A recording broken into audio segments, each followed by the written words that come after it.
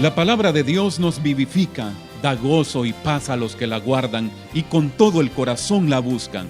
Bienvenidos a Devocionales para el Alma. El hermano Jairo Betancourt nos comparte la meditación de hoy.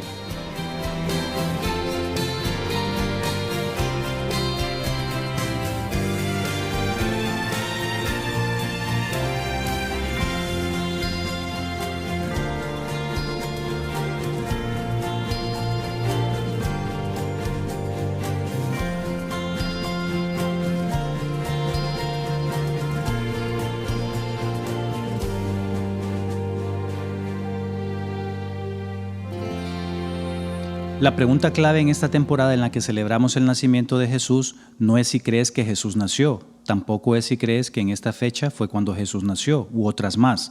La pregunta clave es si crees que quien nació, es decir, Jesús, es el Cristo, el Mesías prometido, el Hijo de Dios, el Salvador de todos los que ponen su fe en Él.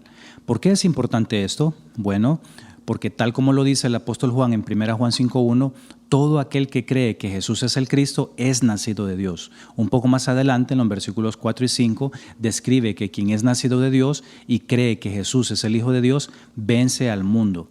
Luego, en el versículo 13, dice que quien cree en el nombre del Hijo de Dios, es decir, en Jesús, tiene vida eterna. Así que nuestra salvación, nuestro futuro en la eternidad depende de si creemos que quien nació, Jesús, es el Hijo de Dios y de si ponemos nuestra fe en Él. Por esto es muy importante. Ahora bien, cuando Jesús estuvo en la tierra, muchos lo escucharon, muchos vieron los milagros que hizo. Sin embargo, la mayoría creía que Él era simplemente Juan el Bautista, Elías, Jeremías o alguno de los profetas, tal como lo describe Mateo 16:14. Y algo similar sucede en la actualidad. La mayoría cree que Jesús fue una persona real, que existió, pero que solamente fue un gran maestro o profeta. No creen que es el Hijo de Dios. Estimado oyente, si has escuchado acerca de Jesús, pero aún no has creído que Él es el Cristo, el Hijo de Dios, quiero que me acompañes a analizar un pasaje de la Biblia en el cual Jesús trató ese mismo caso. El pasaje completo está en Lucas 24, versículos del 13 al 35. No lo leeremos todo, pero resaltaremos algunas partes del pasaje. A manera de contexto, esta historia se desarrolla el día domingo después de la muerte de Jesús, es decir, el tercer día después de su muerte. Y para el momento de la historia, Jesús ya había resucitado. El pasaje describe que dos personas que habían escuchado de Jesús iban camino a Emaús e iban platicando con respecto a la noticia del momento, que era la muerte, crucifixión y resurrección de Jesús. Jesús se les une en el camino y en la conversación, pero ellos no reconocieron que era Él. El versículo 17 describe que ellos estaban tristes. Luego el versículo 21 describe que la causa de su tristeza es que ellos esperaban que Jesús fuera el que iba a redimir a Israel, el Mesías prometido, pero que lamentablemente los principales sacerdotes y gobernantes lo habían matado. Es decir, claramente ellos no creían aún que Jesús era realmente el Mesías. ¿Cómo trató Jesús la incredulidad de ellos de tal manera que eso nos ayude también en la actualidad a tratar la incredulidad que pudiéramos tener de que Jesús es el Mesías, el Hijo de Dios? Bueno, Jesús lo hizo a través de dos sencillos pasos. El primer paso fue llamarles la atención. En el versículo 25 les llama insensatos y tardos de corazón para creer todo lo que los profetas han dicho. Otra versión de la Biblia dice que les dijo, ¡qué necios son! Les cuesta tanto creer todo lo que los profetas han dicho. Es un llamado fuerte, pero necesario. El mensaje había sido ya predicado y ellos no lo habían creído. En la actualidad sucede lo mismo. El mensaje ha sido y está siendo predicado y las personas no están poniendo atención ni creyendo el mensaje.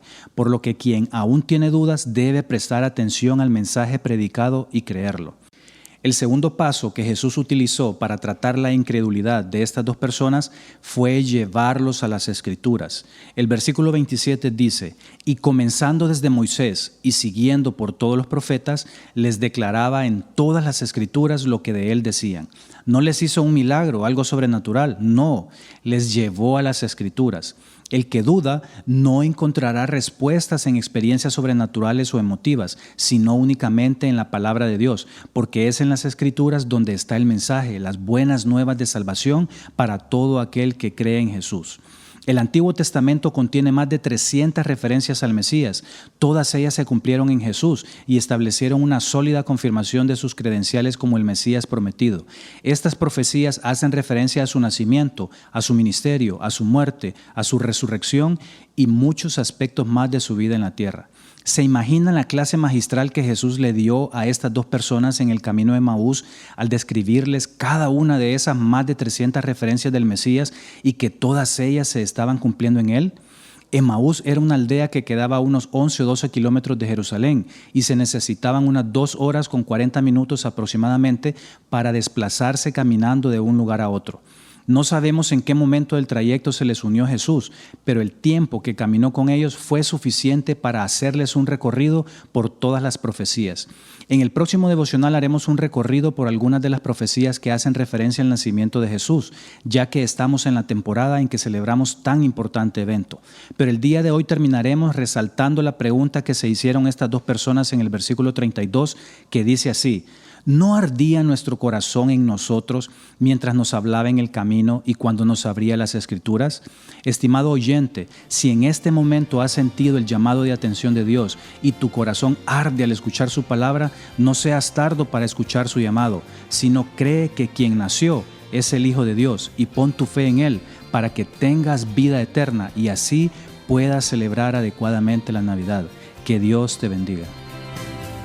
Este programa es una producción de la Primera Iglesia Bautista Sanpedrana.